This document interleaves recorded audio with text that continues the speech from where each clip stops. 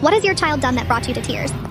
My son Jake was diagnosed with leukemia when he was 7. The doctors gave him a 40% chance. I quit my job to be with him through chemo, which meant my daughter Lily, just 5 at the time, practically lived with my sister. For 8 months, our lives revolved around hospital rooms and medication schedules. Jake lost his hair, his appetite, and that belly laugh that used to echo through our house. But he never lost his obsession with superheroes. Mom, he'd whisper on the bad nights. Superman got his powers from the sun. Maybe my powers are growing inside where we can't see them yet. I'd nod and hold his hand until he fell asleep, then cry in the hallway where he couldn't hear me. The worst part wasn't the treatments or the fear. It was how Lily seemed to be fading from our lives. Weekend visits weren't enough. She'd become quiet, clingy with my sister. When I'd call, she'd barely speak. Last winter, Jake finally finished treatment. His prognosis looked good, but he was weak, isolated, and terrified of germs. The boy who used to climb trees now got winded walking upstairs. His first day back home, I found him sitting on his bed, staring at his superhero posters. "They're not real, are they?" he asked. My heart cracked. The powers might be made up, but the courage is real, and you have that. He shook his head. I'm scared all the time now. That weekend, Lily came home for good. She tiptoed around Jake like he might break, barely looking at his thin frame and patchy hair. One night, I woke to a noise from Jake's room. When I peeked in, Lily was sitting cross-legged on his floor,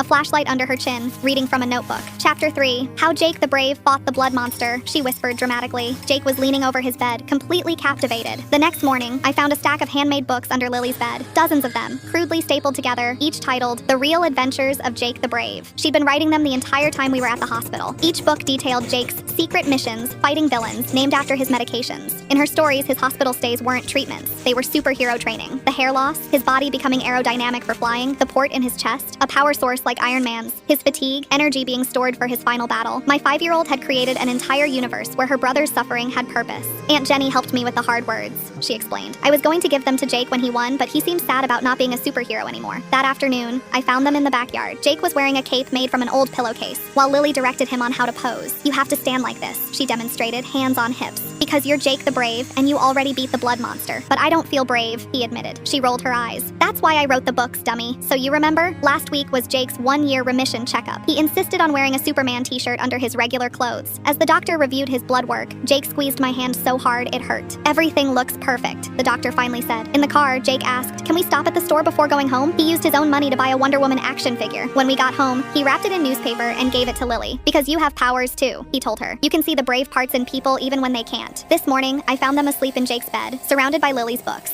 On top was a new one, in Jake's handwriting, The Adventures of Wonder Lily, the girl who saved her brother. I'm sitting here watching them sleep, tears streaming down my face.